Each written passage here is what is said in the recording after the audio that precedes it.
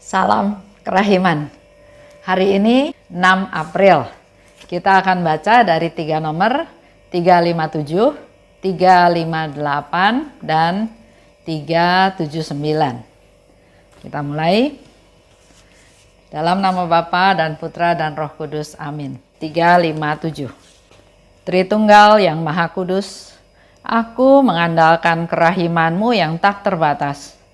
Allah adalah Bapakku. Oleh karena itu, aku, anaknya, memiliki hak untuk minta apa saja kepada hati ilahinya. Dan semakin pekat kegelapanku, akan semakin penuhlah harapanku. 358. Aku tidak memahami bagaimana mungkin orang tidak mengandalkan Dia yang dapat mengerjakan segala sesuatu. Bersama Dia, segala sesuatu mungkin. Tanpa Dia, segala sesuatu mustahil. Ia Tuhan, Ia tidak akan membiarkan orang yang menaruh seluruh harapan padanya dikecewakan. 379. Dalam salah satu adorasi, Yesus berjanji kepadaku bahwa jiwa-jiwa yang meminta pertolongan kepada kerahimanku dan yang memuliakan serta memaklumkan kerahimanku yang besar, pada saat kematiannya mereka akan kuperlakukan sesuai dengan kerahimanku yang tak terbatas. Hatiku sangat sedih, kata Yesus, karena bahkan jiwa-jiwa yang terpilih tidak memahami begitu besarnya kerahimanku. Hubungan mereka denganku dalam kadar tertentu penuh dengan keraguan-raguan. Oh, betapa sikap mereka itu menyayat hatiku. Ingatlah akan sengsaraku, dan kalau engkau tidak percaya akan kata-kataku, sekurang-kurangnya percayalah akan luka-lukaku. Tetap ya, di bulan April kita akan bahas dengan tema trust. Percaya pada Tuhan.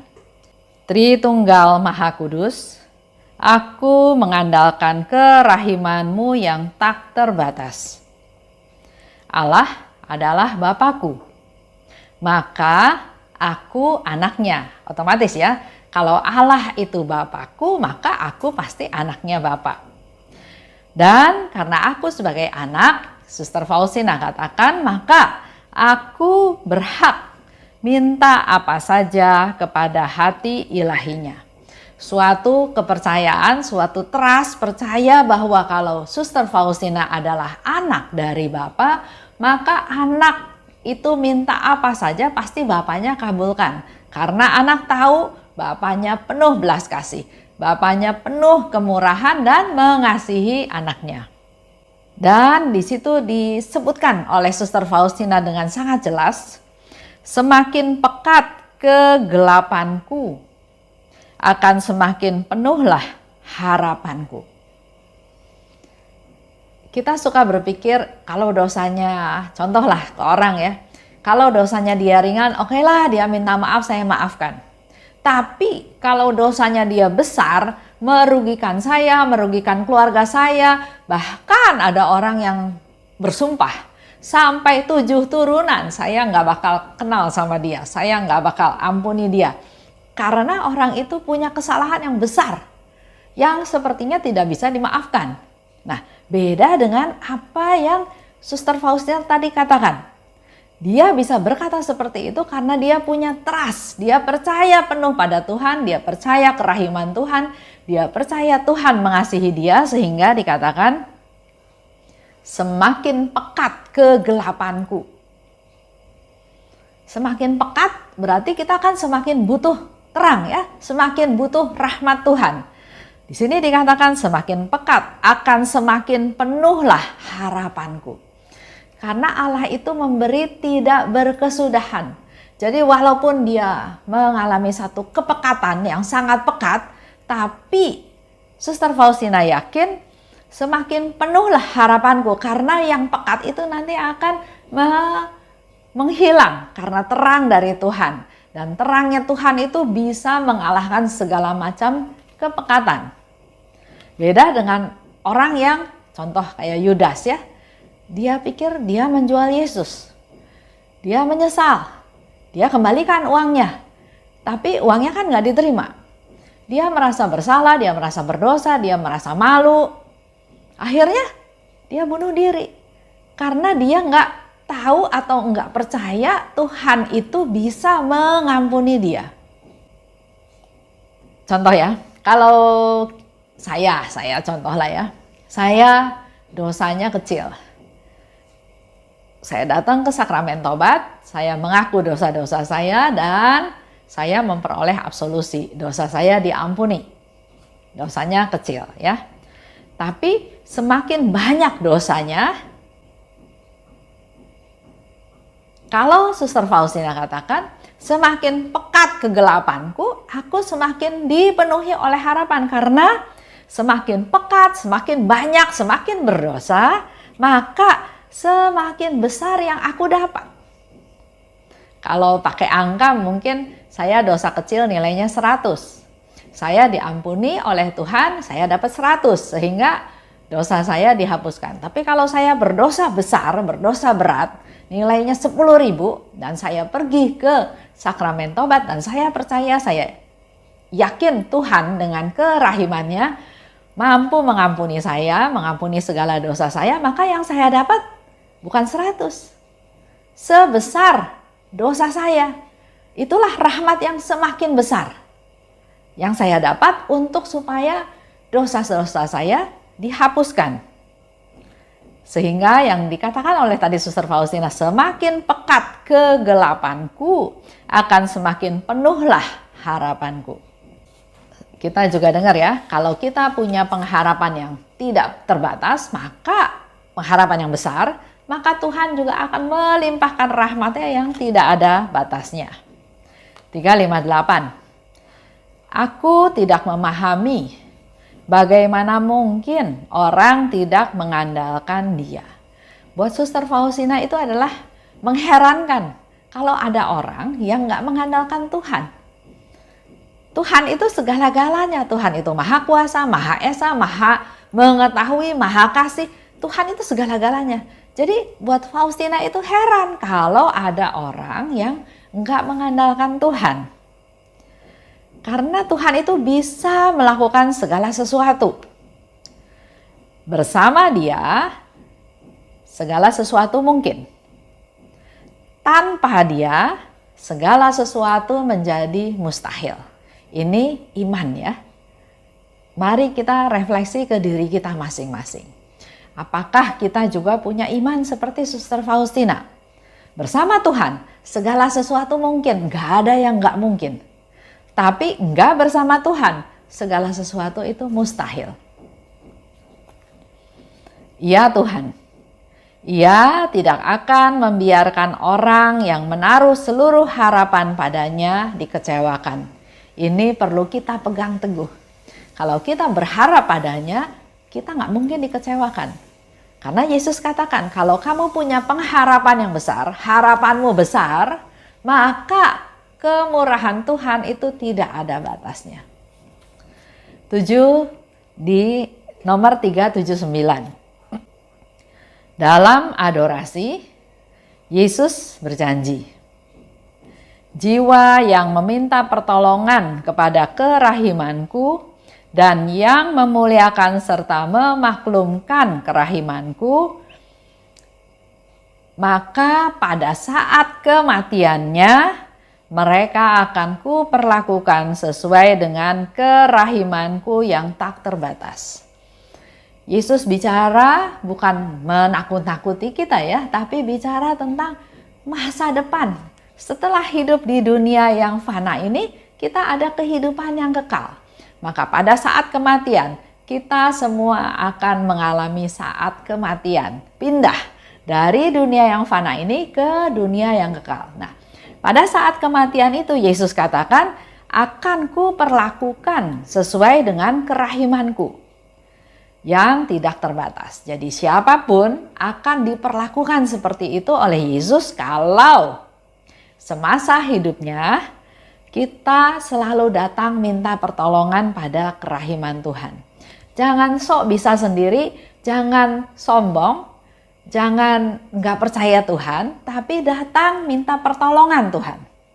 Memuliakan kerahiman Tuhan, memaklumkan kerahiman Tuhan. 3 hal itu kita lakukan, maka pada saat kematian kita masing-masing, Dia akan memperlakukan kita sesuai dengan kerahimannya yang tidak terbatas. Karena janji Yesus itu dikatakan sekarang yang memaklumkan, yang memuliakan, yang mencari pertolongan, dan nanti saat mati, artinya kita diingatkan oleh Tuhan untuk selalu dalam hidup kita mengandalkan Tuhan, memaklumkan kerahiman Tuhan, meminta pertolongan kerahiman Tuhan sampai kita mati. Bukan sekarang aja ya, tapi sampai kita mati, kita perlu lakukan hal tersebut. Akan ku perlakukan sesuai dengan kerahimanku. Maka pada saat kita ajal, kita akan mengalami damai Tuhan. Bukan dipenuhi dengan ketakutan, dengan kebingungan setelah mati kita ada di mana, atau dengan gangguan bayangan-bayangan hitam yang ada di sekeliling kita pada saat kita sekarat. Tapi Yesus berjanji akan memperlakukan sesuai dengan kerahiman Tuhan. Dia akan memberikan kehidupan atau peralihan dari dunia fana ke dunia kekal dengan damai. Kapan ya jiwa itu sebetulnya sungguh-sungguh memuliakan Allah? Bukan memuji-muji atau bukan bernyanyi, tapi pada waktu kita melaksanakan perintah Tuhan, itulah saatnya kita memuliakan Tuhan. Nurut sama apa yang Tuhan minta. Yesus berkata ya, aku memberi 3 cara untuk berbelas kasih kepada sesama. Itu ada di 742. Melalui perbuatan, melalui perkataan kita, juga melalui doa-doa kita. Itulah yang perlu kita lakukan. Dengan cara ini, suatu jiwa memuliakan dan menghormati kerahimanku. Itu jelas ditulis di 742. Jadi kalau kita berbelas kasih dengan perkataan, dengan perbuatan, dengan doa, maka kita sudah memuliakan dan menghormati kerahiman Tuhan. Tadi bicara memuliakan. Sekarang contoh memaklumkan. Apa yang dimaksud dengan memaklumkan? Memaklumkan. Pantulkan kemurahan hatiku di dalam hati dan perbuatan-perbuatanmu sendiri. Yesus minta kemurahan Tuhan kita memaklumkannya dengan cara dalam hati kita dan juga dalam tindakan-tindakan kita menyatakan kemurahan hati Tuhan, sehingga engkau memaklumkan kerahimanku kepada dunia. Melalui sikap kita, hidup kita sehari-hari menjadi teladan. Itu ada di 1688. Jadi memaklumkan adalah kita dalam hati kita, dalam tindakan kita, kita mewartakan, membagikan kemurahan hatinya Tuhan. Katakan lebih lanjut oleh Yesus, hatiku sangat sedih karena bahkan jiwa-jiwa yang terpilih tidak memahami begitu besar kerahimanku. Yesus berharap pada jiwa-jiwa terpilih, permata-permatanya Tuhan, harusnya orang-orang itu lebih mengetahui tentang kerahimannya Tuhan. Tapi Yesus di sini katakan dia sangat sedih. Karena bahkan jiwa-jiwa terpilih nggak paham karena kerahiman Tuhan yang begitu besar.